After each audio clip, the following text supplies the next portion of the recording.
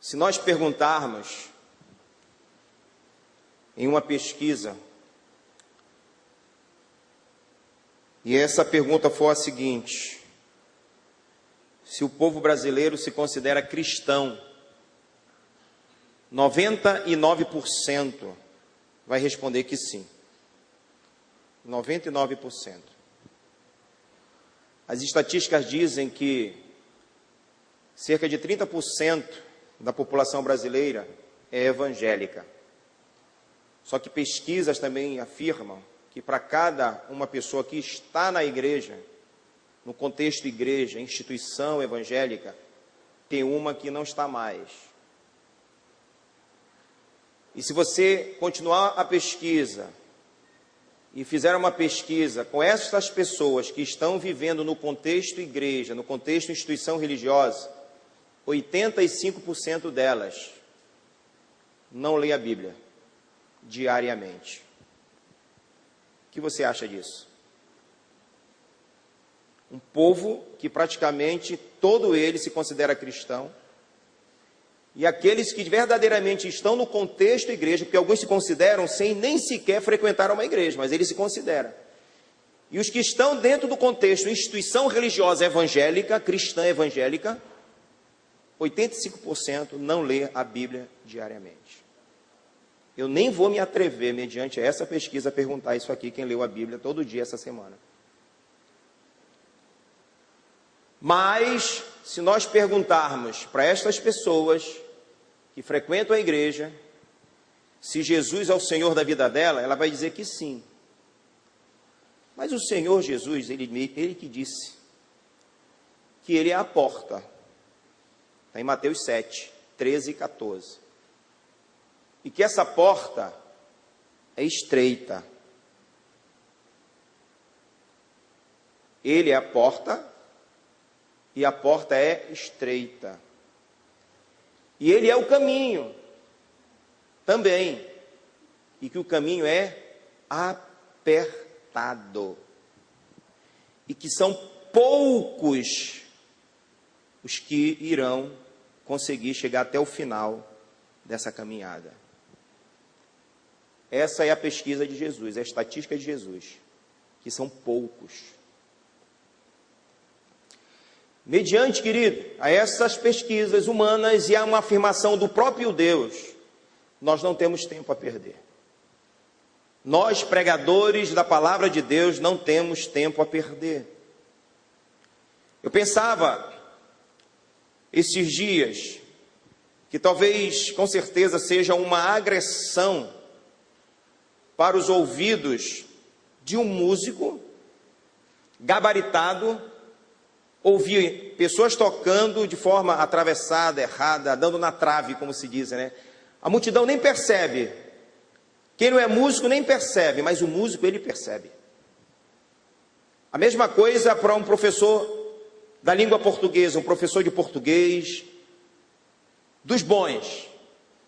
Talvez até se tiver alguém aqui, ao me ouvir pregar no final, vai até fazer algumas anotações, porque percebe alguns equívocos meus na hora de falar. Eu, como servo do Senhor, querido, na condição de servo, tá bom? Porque todos nós fomos chamados em primeiro lugar para sermos servos.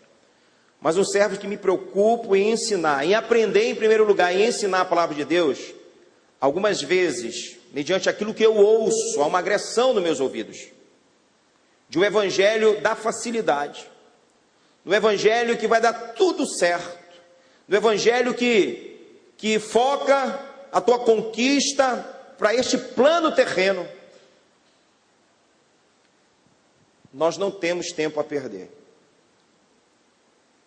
Os homens responsáveis que ministram a palavra de Deus não têm tempo a perder. Mediante essas realidades que eu citei, querido, nós precisamos ensinar, aproveitar as oportunidades para ensinar um evangelho verdadeiro, genuíno, puro. E esta preocupação, na verdade, já vem de longos anos, porque homens comprometidos com a palavra de Deus sempre tiveram essa preocupação. A igreja primitiva, ela já se encontrava meio que vivendo um tempo de mistura de heresias, de vãs filosofias, e os apóstolos, eles já tinham essa preocupação de ensinar e de alertar a igreja do primeiro século. Imagine nos dias atuais.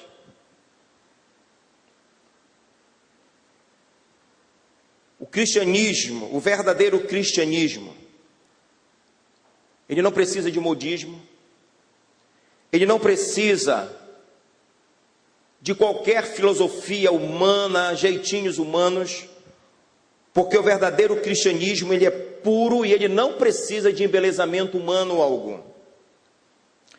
Abra a palavra de Deus, você que tem Bíblia. Se você não costuma andar com a Bíblia, os verdadeiros cristãos eram conhecidos como o Bíblia, porque ele andava com a Bíblia, não era? Pastor, minha Bíblia está no celular. Não tem problema nenhum. Eu já falei isso outra vez aqui. Não tem problema nenhum. Só que se eu estiver andando com essa Bíblia aqui na rua, dificilmente o ladrão vai, se ele me assaltar, ele vai levar a minha Bíblia.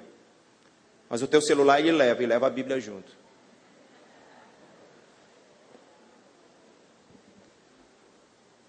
E é capaz dele nem me assaltar se ele veio com essa Bíblia aqui. O mundo está tão ruim que ladrão não respeita nem crente mais. Antigamente tinha um temor, esse negócio está feio. E querido, se alegre com isso, porque a Bíblia diz que esses são os sinais. São os sinais, apenas alguns sinais de que o fim está próximo, amém? E nós temos que estar preparados para esse fim. Tiagão, 2 Pedro, perdão, 2 Pedro, me perdoe, 2 Pedro, capítulo 1, versículo 3.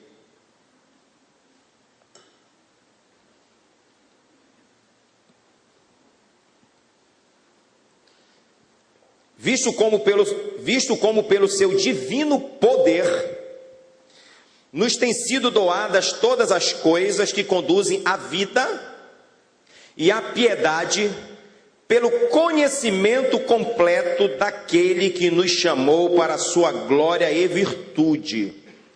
Eu não sei como é que você costuma ler a Bíblia. A estatística diz que a maioria não lê, mas você que lê, eu não sei como você costuma ler a Bíblia.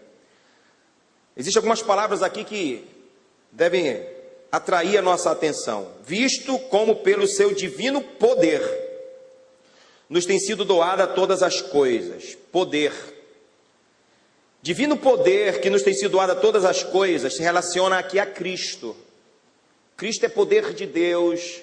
Cristo foi enviado na cruz para morrer por nós. Cristo nos deu, na verdade, a vida eterna. E Ele nos conduz a essa vida, a piedade, pelo conhecimento. Tudo isso através do conhecimento de quem? Conhecimento completo dEle. Se eu não leio a Bíblia, eu não tenho o conhecimento completo, o conhecimento pleno de Cristo, do meu Senhor, do meu Salvador. E se eu não tenho o conhecimento completo de Cristo, do meu Senhor, do meu Salvador, eu não vou jamais experimentar essa glória e as virtudes do reino de Deus. E essa é a razão, porque as igrejas são igrejas que deixam muito a desejar. Muito. E quando eu falo igrejas, entenda, algumas instituições religiosas, mas principalmente nós, como indivíduos chamados Igreja de Cristo.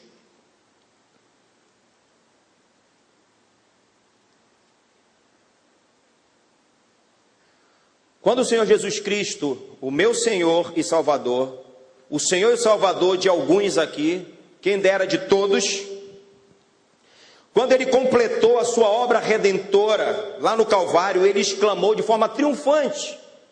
Embora em meio a toda aquela situação, Ele exclamou de forma triunfante que tudo estava consumado, tudo estava completo, estava perfeito, estava realizada a obra de redenção do homem. Está em João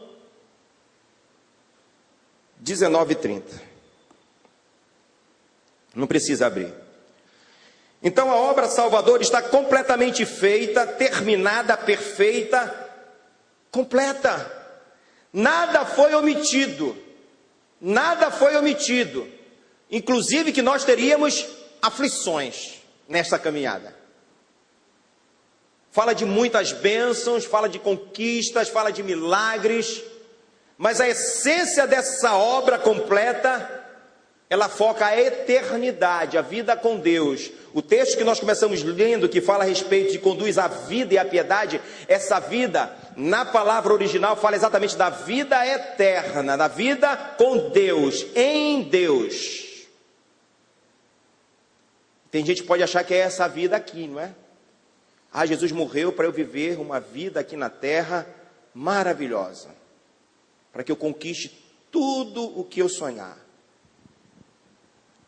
Não é verdade. Todos nós que entregamos a nossa vida a Jesus Cristo, porque essa obra foi perfeita, completa e nada nos foi omitido, então todos os que são salvos na pessoa de Jesus Cristo são recipientes, ou seja, são pessoas que vão viver uma vida autorizada pelo próprio Deus para viver essa vida em Deus, com gozo, com piedade e em glória.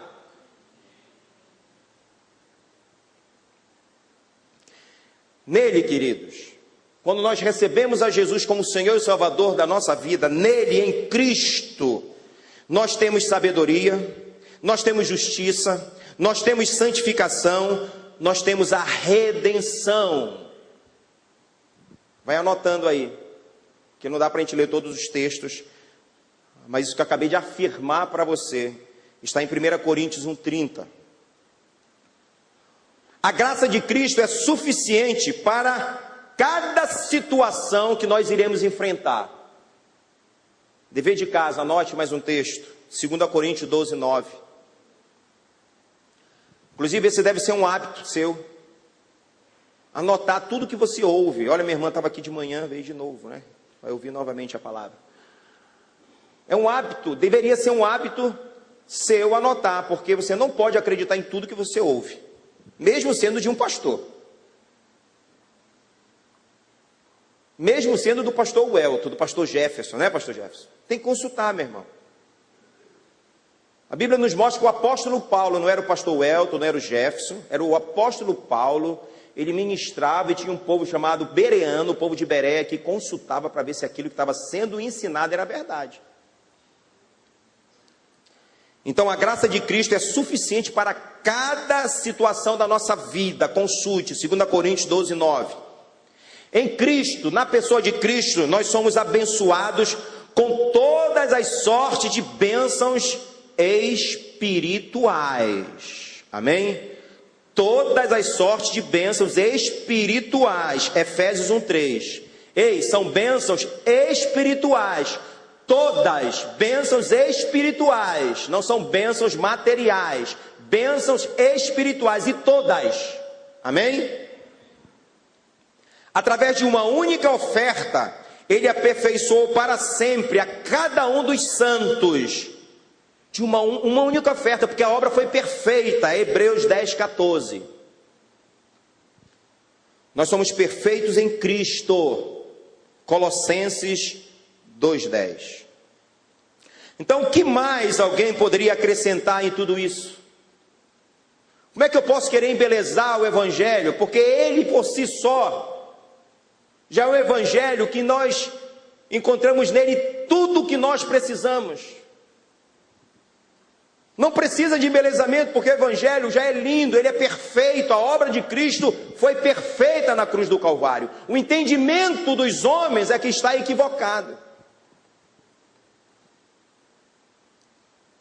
Muitos cristãos, queridos, têm aceitado que as riquezas em Cristo, incluindo a Bíblia, a oração, a habitação do Espírito Santo e todos os demais recursos espirituais que nós encontramos em Cristo, simplesmente parecem não serem mais adequados para satisfazer as necessidades atuais do homem.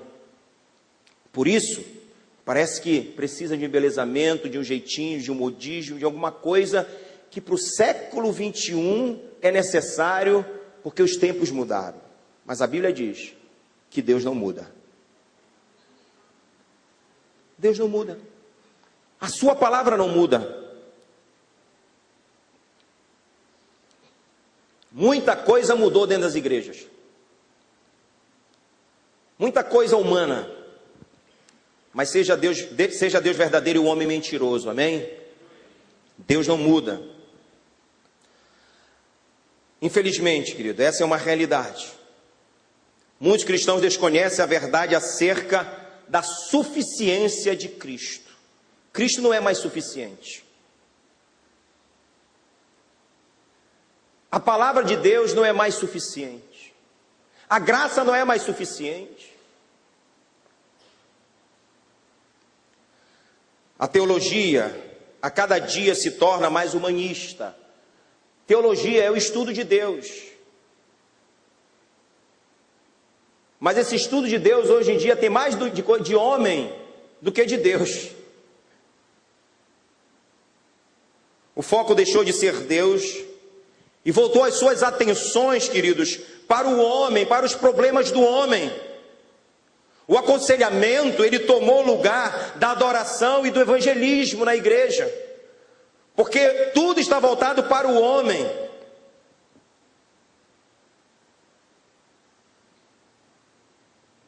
Os terapeutas na igreja são mais importantes do que os pregadores, do que os pastores, do que os mestres. Parece que neles estão as soluções, eles conhecem a solução.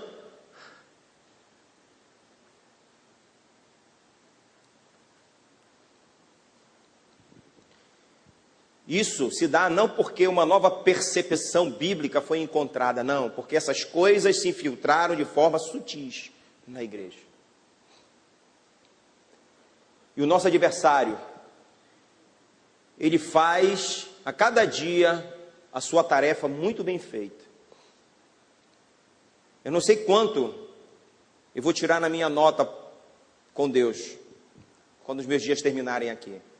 Mas dificilmente eu vou tirar 10. Não vou tirar 10. No colégio de governo a nota é 5, né, para passar. Talvez eu tire 5 raspando. Mas o diabo tem feito a sua função muito bem feita. Cega o entendimento dos homens. Tem matado e destruído pessoas. E ele faz isso muito bem. E não pense que ele tem feito isso só lá fora, para aqueles que não conhecem a Deus. Ele tem feito isso dentro das igrejas, em pessoas que congregam, que vêm para culto, que vêm às vigílias. Porque ele não tem medo de crente. O diabo não tem medo de crente, porque ele mesmo crê. Há uma diferença muito grande entre ser crente e ser salvo. Você é crente ou você é salvo? Porque tem gente que crê em Deus, mas não se relaciona com Ele. Crê em Deus, mas não tem relacionamento com Ele. Os salvos se relacionam com o seu Deus, com o seu Pai.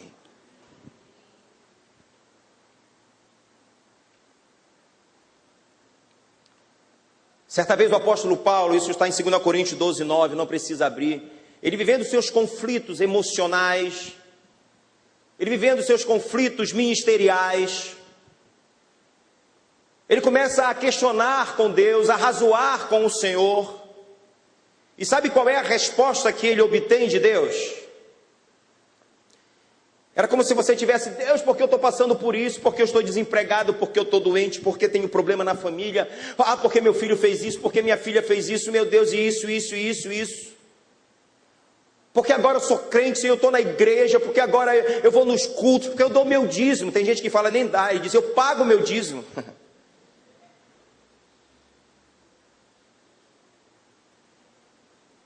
A resposta que Deus deu para Paulo foi simplesmente essa: Paulo, a minha graça te basta.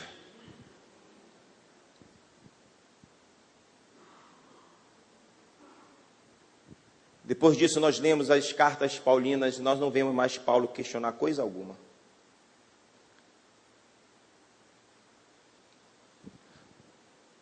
Só que atualmente, o cristão, ele olha com desprezo um conselho como esse. É simplista demais. Um conselho desse não é sofisticado, parece até ingênuo. Imagine esses programas de televisão e de rádio. que tem os líderes espirituais ouvindo as pessoas e os seus problemas. Imagine se ele desse como resposta para cada problema apresentado para ele essa mesma resposta. Ninguém ia ouvir o programa de rádio, ninguém ia ver o programa de televisão.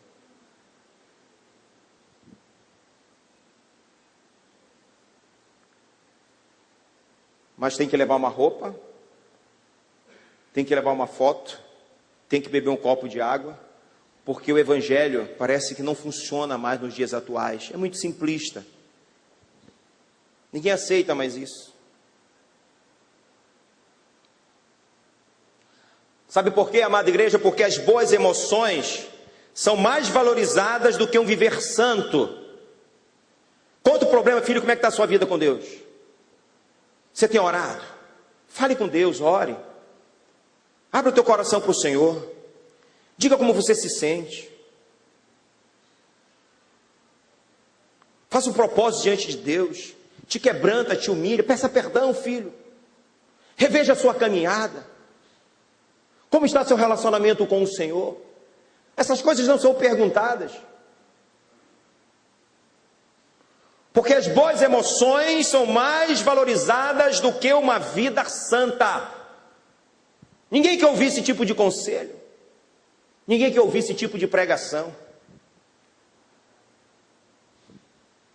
Os conselhos humanos não é o único programa que suplantou o ensino da sã doutrina, a comunhão, o partir do pão, a oração e a atividade principal da igreja, que deve ser o evangelismo, o ide por todo mundo, o pregar o verdadeiro, genuíno evangelho. Muitas igrejas têm deixado de lado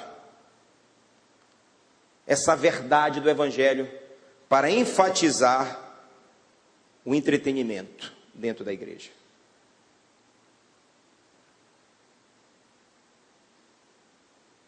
E esta é precisamente, querido, uma praga semelhante a uma praga que o próprio Israel de Deus deixou se estabelecer na sua vida lá atrás no Antigo Testamento. O tempo muda, mas as coisas parecem que são muito parecidas. Eles passaram a confiar os israelitas em cavalos, em alianças humanas, no Egito, sabedoria carnal, riqueza material, poderio militar e outros meios. Tudo humano, menos um relacionamento verdadeiro em Deus e a sua confiança total nele. E a gente sabe a história. Quem lê a Bíblia sabe do que eu estou falando. Era um sobe e desce a vida de Israel. Se afastava de Deus, confiava em homens e o caos era instalado. Sabe, amada igreja, nós precisamos de homens e de mulheres comprometidos com a verdade do Evangelho. Homens e mulheres verdadeiramente cristãos. Nós estamos precisando de homens e mulheres comprometidos, que vestem de fato a roupa espiritual pautada na palavra de Deus e no relacionamento com o Senhor.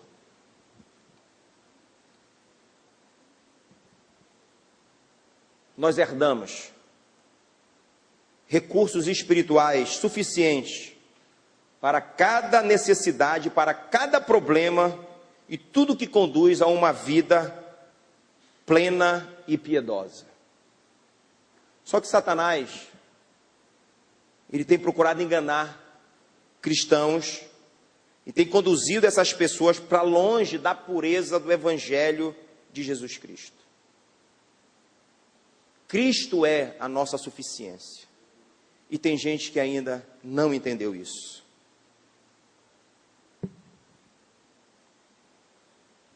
Tem gente correndo atrás de coisas incomuns.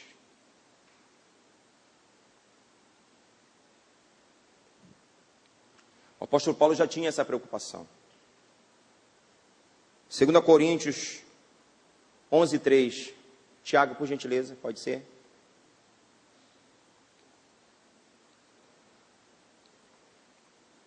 Olha o que o apóstolo Paulo está dizendo à igreja de Corinto.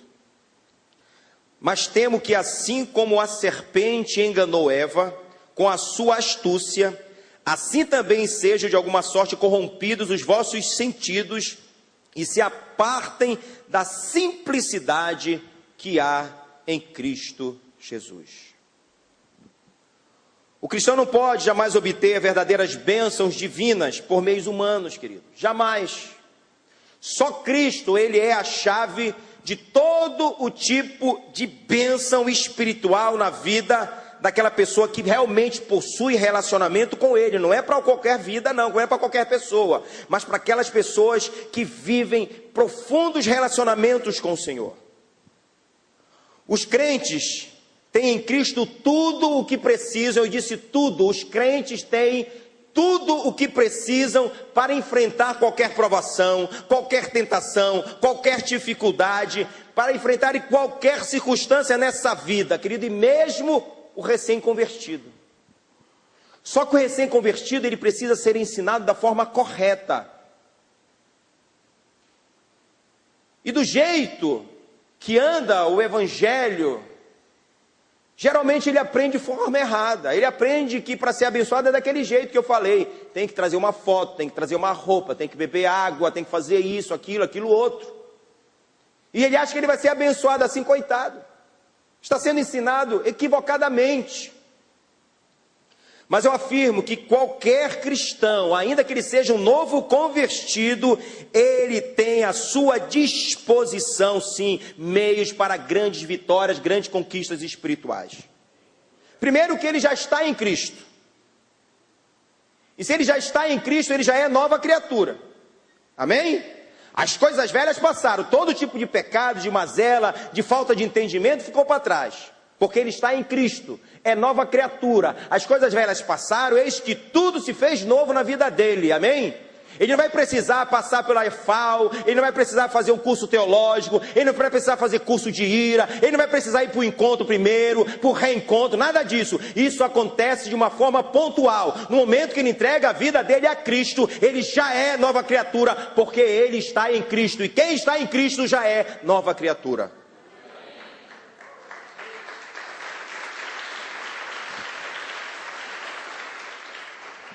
Segunda Coríntios 5,17 está essa referência.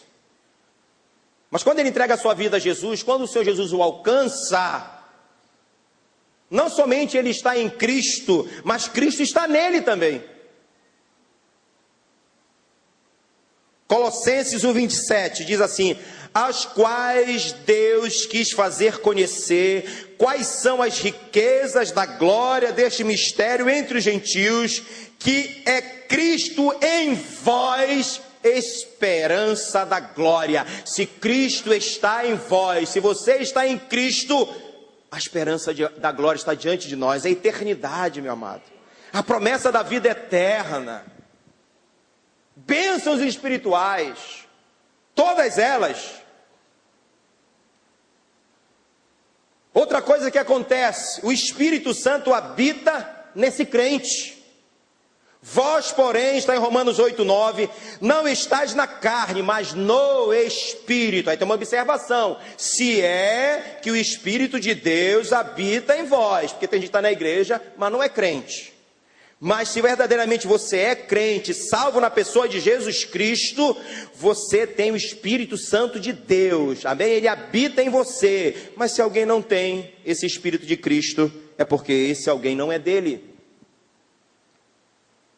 Uma outra coisa maravilhosa que acontece quando alguém se entrega ao senhorio de Jesus, é que a tua vida é guiada por Ele e o teu corpo passa a ser templo do Espírito Santo de Deus. O Espírito Santo de Deus passa a habitar dentro do salvo.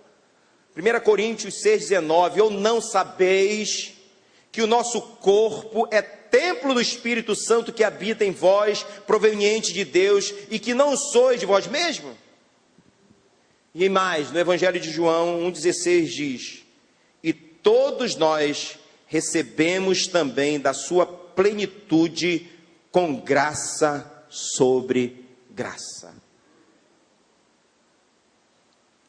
Portanto, amada igreja, cada cristão é um depósito das riquezas espirituais divinamente autorizadas. Estão à nossa disposição todas essas bênçãos, à disposição da igreja, do crente, do salvo. Nenhuma outra coisa, nenhum outro grande segredo, nada transcendental, nenhuma experiência de êxtase, nenhuma sabedoria espiritual oculta pode elevar o crente a um nível mais elevado da vida espiritual que já existe. Já está nele, já está presente nele. Nós não precisamos de novidades humanas, porque a obra de Cristo já foi realizada de forma perfeita. 2 Pedro 1,3, que nós lemos, fala exatamente isso. Visto como pelo seu divino poder nos tem sido doada todas as coisas que conduz à vida e à piedade pelo conhecimento completo daquele que nos chamou para a sua própria glória e virtude. Já havia, queridos, muita preocupação no coração dos apóstolos.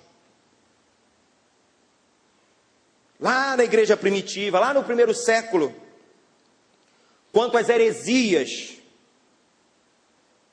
Mas eu quero me deter aqui a uma heresia que estava causando grande confusão no seio da igreja primitiva, que era o gnosticismo. Colossenses 2, de 1 a 10, por favor.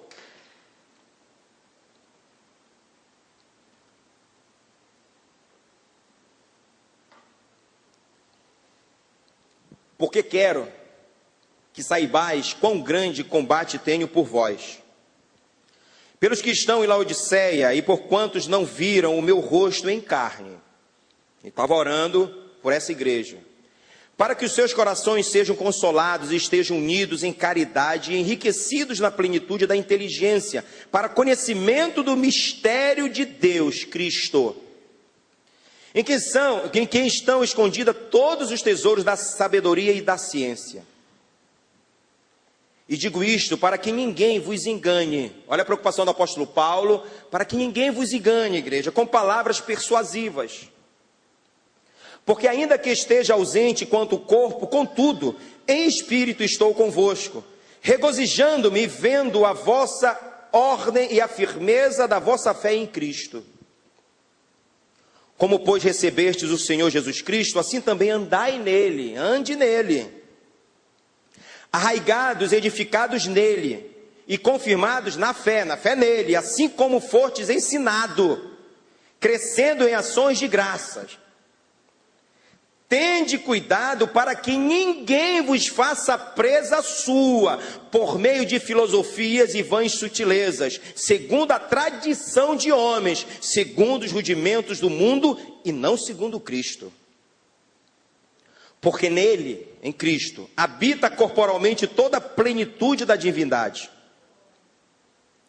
E estás perfeito, se estiver nele, que é a cabeça de todo o principado e de toda potestade. Havia uma preocupação contra essa filosofia gnóstica. Mas o que é isso, pastor? E aqui é um lugar da gente aprender, amém? Então existiam duas vertentes de gnosticismo que estava inserido no contexto da igreja primitiva. Um deles era que essa filosofia, era um conjunto, na verdade, de correntes filosóficas, religiosas, sincréticas, que eles acreditavam em dois deuses, um Deus bom e um Deus mau, ok? E que o Deus bom, ele, em um determinado momento, ele criou todos os espíritos, em um determinado momento, meio parecido com a queda, né, dos seres celestiais. Em um determinado momento, esses espíritos bons, criados pelo Deus bom, eles se rebelaram, e eles foram expulsos. Aí o Deus mau, inferior ao Deus bom, ele teve uma ideia: eu vou criar alguns corpos, e aí esses espíritos que se rebelaram, então, serão lançados no corpo que eu vou criar. Por conta dessa filosofia, então, eles criam que todo tipo de matéria era má, porque foi criada pelo Deus ruim, pelo Deus mau. Ok? Então, esse era o pensamento. O nome desse Deus mau era Demiurgo. Ok? Enquanto eles viviam no universo de luz e paz perfeito, eles viviam no pleoma. Mas então houve essa revolta de alguns seres espirituais lá no pleoma, então eles foram expulsos. Pois bem, Como eles poderiam, então, serem libertos? Só através de experiências gnósticas, que eram experiências através de esoterias, magias. Aí você vê as filosofias de hoje em dia, orientais principalmente, onde o homem ele tenta se libertar por si só, entra em transe. É a mesma coisa, ok? A mesma coisa. Aí existem essas filosofias, aí o homem tem que entrar em alfa, em ômega, aí ele tem que fazer uma viagem para dentro, para encontrar, ele tenta se salvar por si só. E essa filosofia, ela estava começando a entrar no contexto da igreja primitiva, e os apóstolos já estavam preocupados com isso.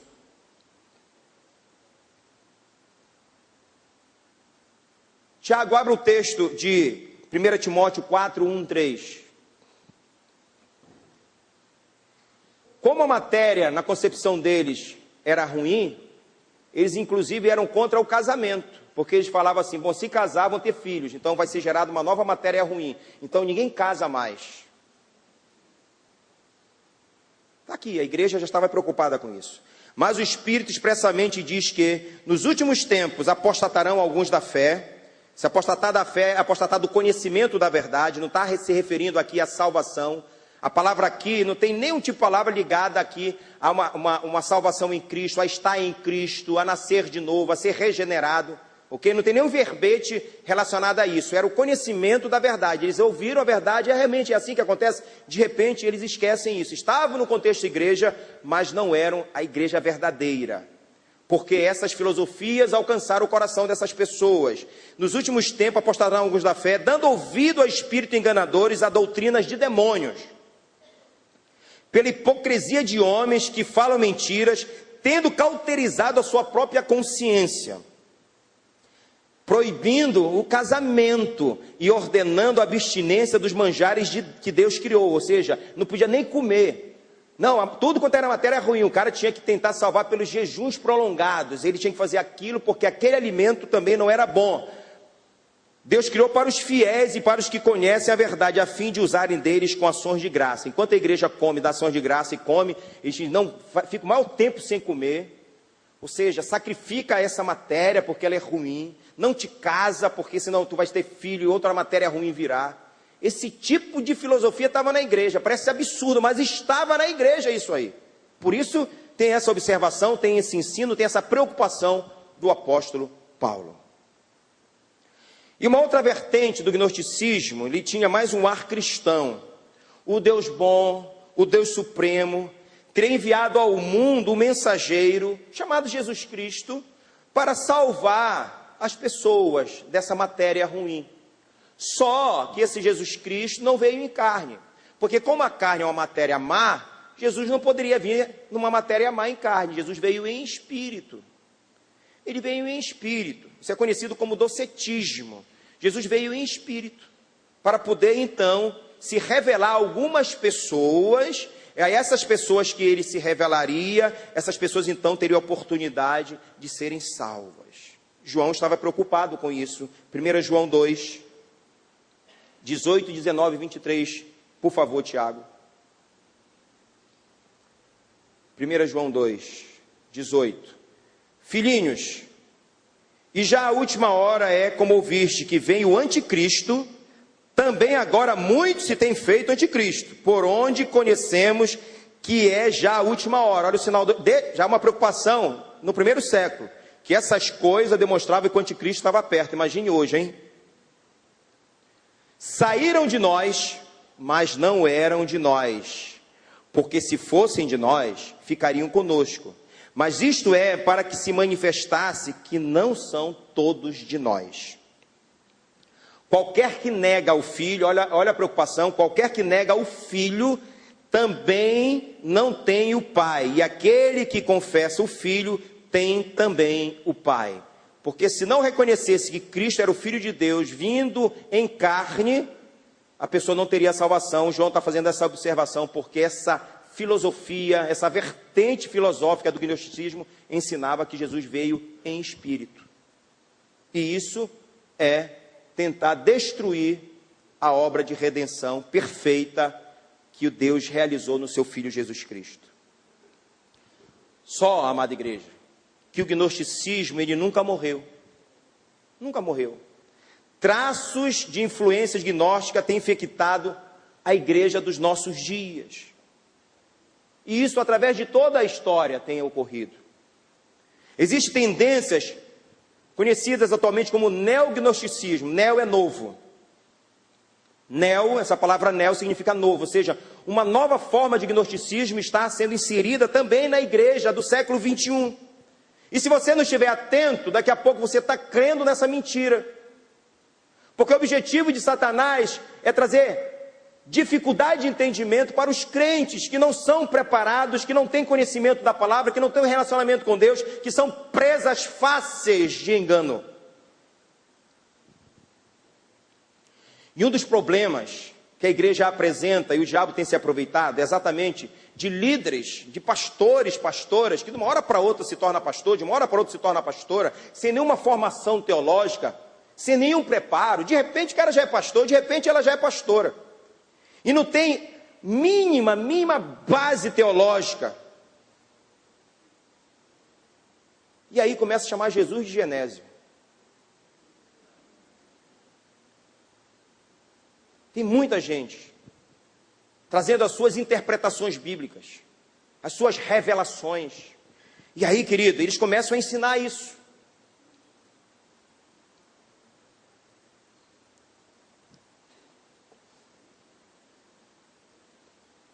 Há necessidade de uma análise, de interpretação, de explicação da palavra de Deus detalhada, com cuidado. Eu já contei aqui, eu acho, não sei se foi na manhã, à tarde, à noite, eu contei de manhã novamente, que um irmão de uma igreja em outro estado, não é daqui mesmo não falo isso, não é daqui mesmo, mas que ele foi convidado para orar no final do culto.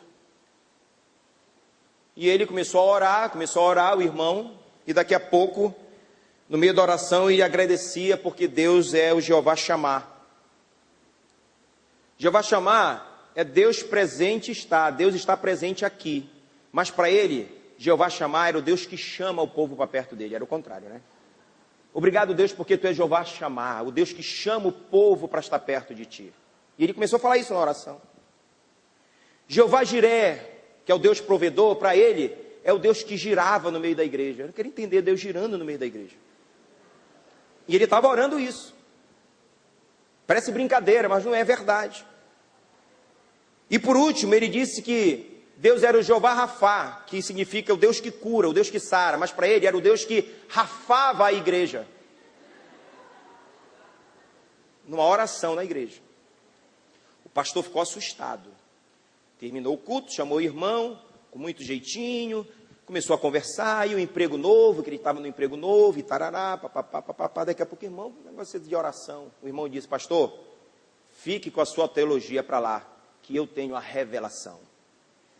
É desse jeito que está, meu irmão. Esse era um irmão leigo, né? Leigo, não era pastor, mas tem gente que assumiu liderança como pastor e pastora, que está ensinando esse tipo de coisa.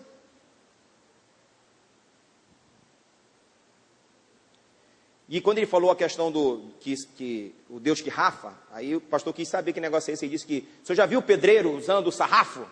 Porque o pedreiro usa aquele sarrafo, né? De madeira, e às vezes de alumínio, né? Ele diz que Deus já ajeitava a igreja, rafando a igreja. É verdade, irmão. Imagine Deus te rafando agora aí.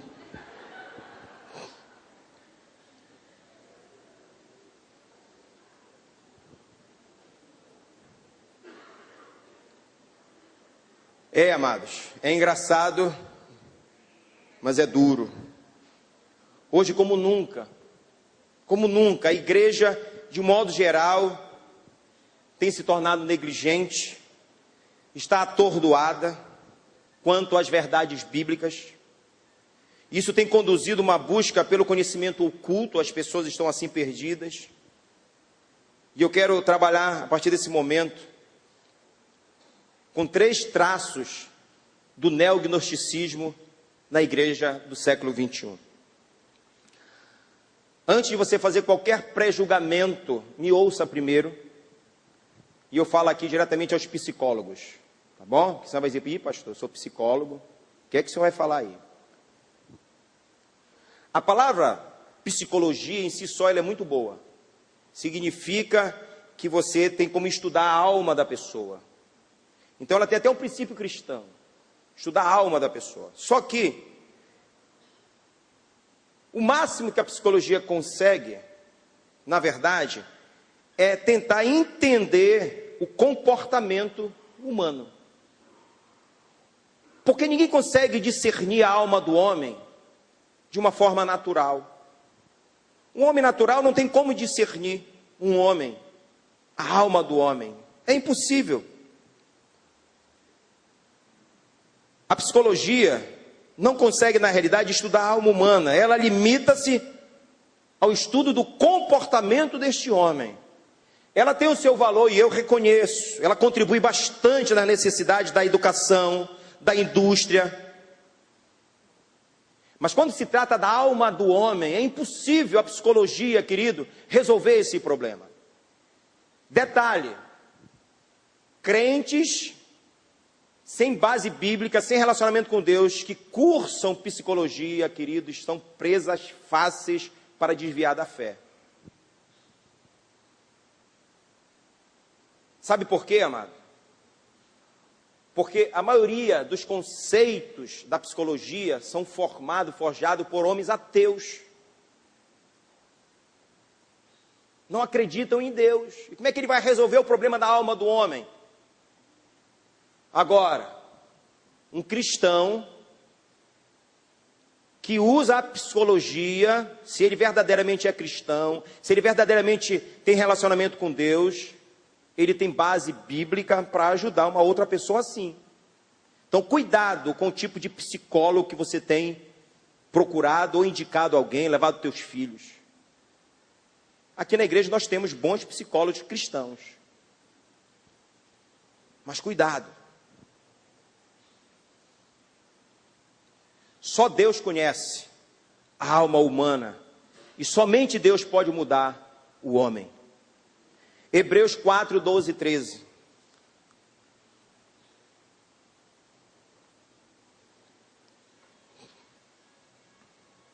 Porque a palavra de Deus é viva e eficaz, e mais penetrante do que qualquer espada de 2 gumes, e penetra até a divisão da alma e do espírito e das juntas e medulas, e é apta para discernir os pensamentos e as intenções do coração. E não há criatura alguma encoberta diante dele. Antes, todas as coisas estão nuas e patentes aos olhos daquele com quem temos de tratar. A psicologia não resolve. Mas a palavra de Deus resolve o problema da alma do homem. Isso quando ela é usada por homens e mulheres cheios do Espírito Santo de Deus. Criou um modismo tão grande a psicologia no meio da igreja evangélica, que pastores que foram formados em bons seminários teológicos, hoje eles sentem a necessidade de fazer o curso de psicologia, porque eles se acham inaptos, eles se acham incapazes de tratar das pessoas, porque a teologia não é suficiente. Ei, Cristo é a nossa suficiência, meu irmão.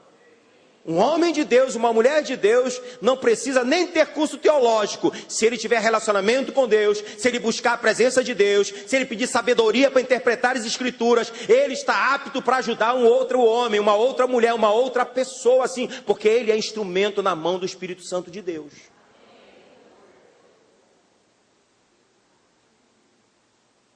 O segundo traço do neognosticismo é o pragmatismo. Eu lembrei muito do pastor Jefferson. Pastor Jefferson de vez em quando fala disso, né, pastor Jefferson? O pragmatismo. Se eu fizer uma pergunta para você assim, você acha que o fim justifica os meios? Você acha que a gente fazendo determinada coisa com objetivo bom deve ser feito? Algumas pessoas vão responder, claro sim, porque eu acho que justifica essa ação, porque a nossa intenção é boa. Ei, nem toda intenção, ela realmente é boa. Ela pode ter até uma boa intenção, mas o resultado não quer dizer que é bom. Sabe, amados? Há um desejo de algumas igrejas evangélicas em atrair o não crente. E por conta disso, eles criam vários tipos de programações, várias estratégias humanas para tentar atrair o não crente. Como se a palavra de Deus não fosse suficiente para mudar a vida daquela pessoa. Era como se nós quiséssemos ajudar o Espírito Santo de Deus, como se ele não fosse mais capaz de realizar a obra de salvação. O que nós temos visto de igrejas oferecendo entretenimento. O show tomou lugar da pregação da palavra. A dramatização tomou lugar da pregação da palavra. O espetáculo tomou o lugar da pregação da palavra. Porque nós queremos agradar as pessoas, apresentar a essas pessoas um Cristo mais amoroso.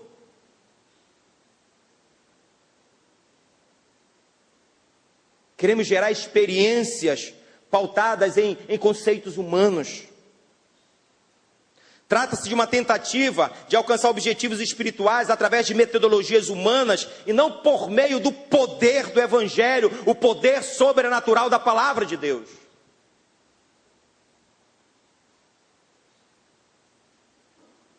Segunda Coríntios 4, de 1 a 5.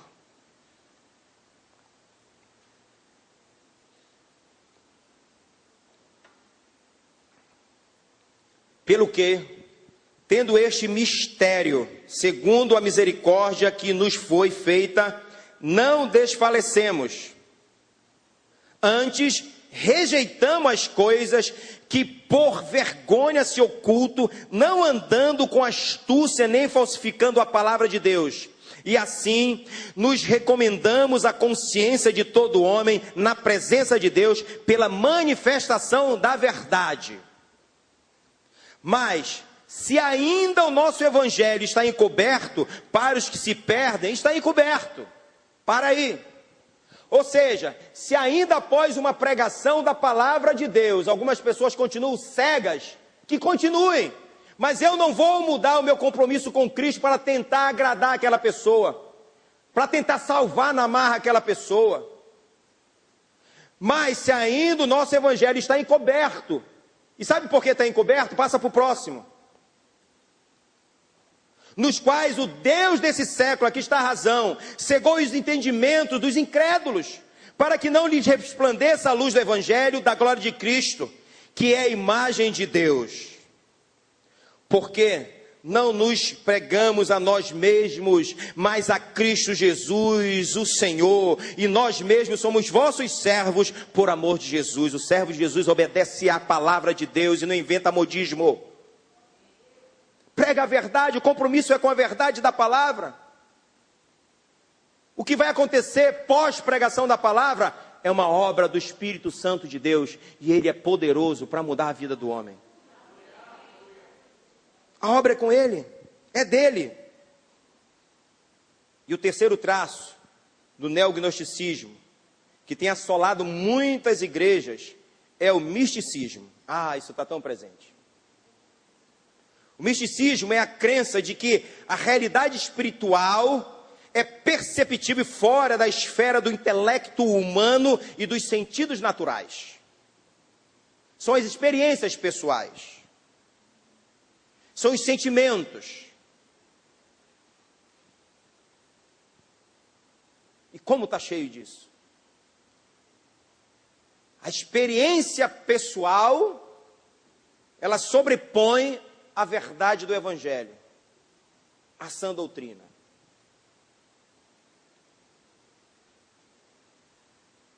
Tive uma revelação.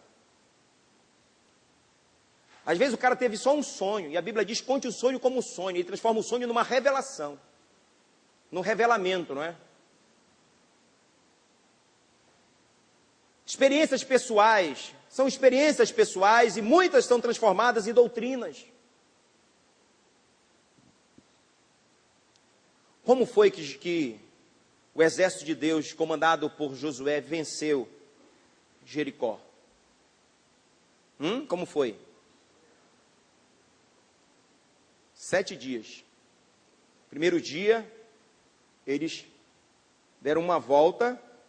Segundo dia, 2 voltas. terceiro dia, 3 voltas, e assim foi até o 7º dia. Em seguida, eles foram enfrentar um outro exército, de uma nação menor chamada Ai. Se Josué fosse pautar a sua experiência de vitória sobre Jericó, ele faria a mesma coisa, ele não fez. Porque ele venceu não pela sua experiência, mas pela obediência. E ele perdeu para Ai as 2 primeiras batalhas por desobediência.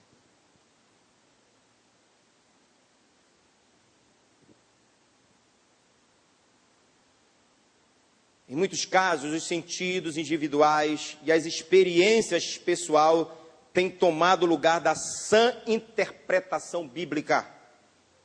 A revelação particular e as opiniões pessoais são consideradas iguais à verdade eterna da inspirada palavra de Deus, 2 Timóteo 3,16, por gentileza, Tiago.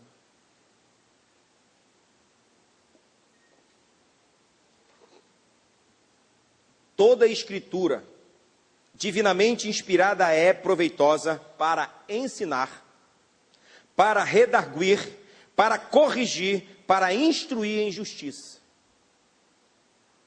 Eu não sei se você procurou já entender essa palavrinha aqui, redarguir, mesmo na língua portuguesa, quanto mais no hebraico, né? E eu fui tentar entender o que ela quer dizer no texto original, lá no hebraico. E eu aprendi que ela diz que ela é uma palavra capaz de refutar por si só qualquer adversário, qualquer vã filosofia. A própria palavra é capaz de fazer isso. A verdade da palavra, ela destrona a mentira.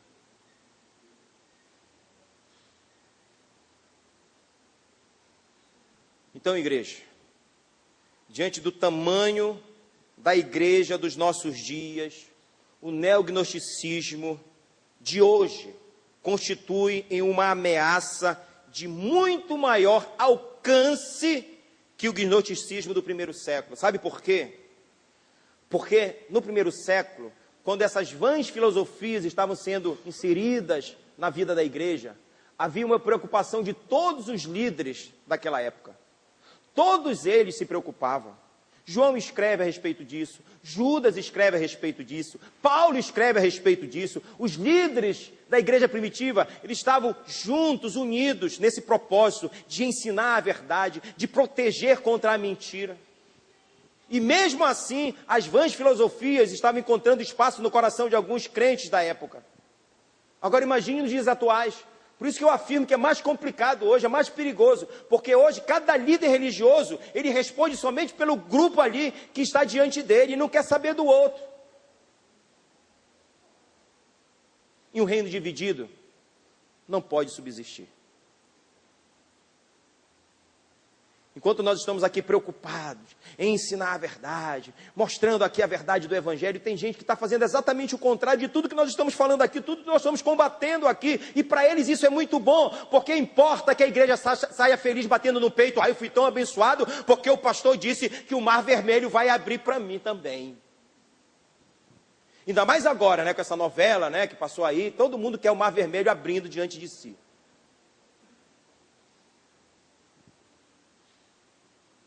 Ei, Deus pode abrir o mar vermelho diante de você, sim, se Ele quiser. E se Ele não quiser, a graça dele te basta.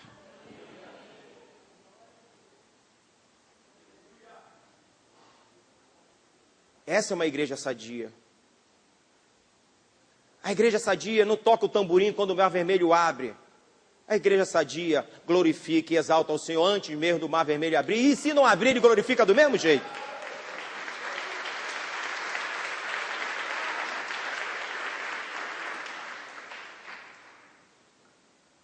O que fazer então diante dessa realidade? O que fazer, queridos?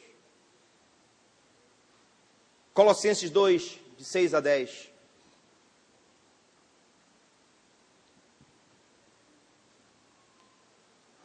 Como, pois, recebestes o Senhor Jesus Cristo, assim também andai nele. Vai. Arraigados e edificados nele e confirmados na fé, assim como fostes ensinados, crescendo em ação de graças.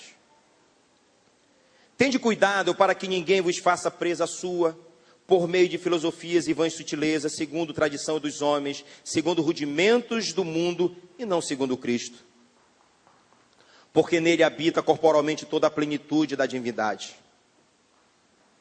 E estáis perfeitos nele, que é a cabeça de todo o principado e potestade. Então o que fazer então, queridos? É a pergunta, e a resposta é a mesma que o apóstolo Paulo, ele ofereceu para a igreja que estava sendo agredida pelo gnosticismo. Apontar a suficiência de Cristo, confrontar os equívocos, os erros, as mentiras, através de uma postura de uma verdadeira igreja, que não se corrompe diante das mentiras dos homens, que não se conforma com essa teologia humana, com esses enganos, mas que se porta como uma igreja pautada na verdade do Evangelho. Uma igreja que está preparada para o céu, para a eternidade. Uma igreja que entende que pode ser abençoada aqui na terra, e Deus como nos abençoa. Renatinho começou dizendo que nós temos motivos de sobra para glorificar, para exaltar e agradecer ao Senhor, é verdade. Mas ainda que a figueira minta, ainda que não haja gado no currais, ainda que não haja comida, ainda que não haja água, ainda que não haja nada, meu irmão, e todavia a verdadeira igreja, ela glorifica o Senhor, ela agrada ao Senhor, porque Ele é o Deus da nossa salvação, Ele morreu para dar vida eterna.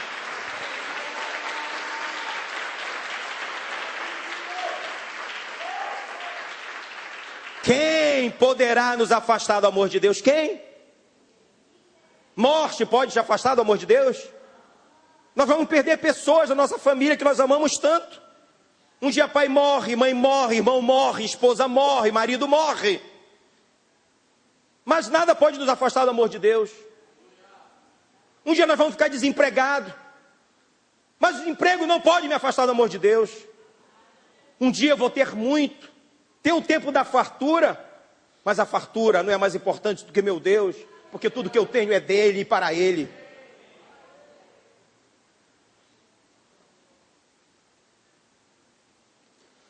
Mas a outra pergunta é: quem está preparado para se opor contra essas vãs filosofias?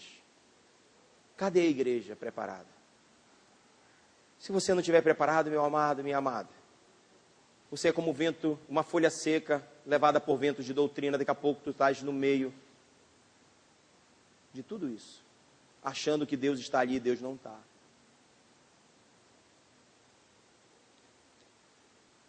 Fique de pé em nome de Jesus.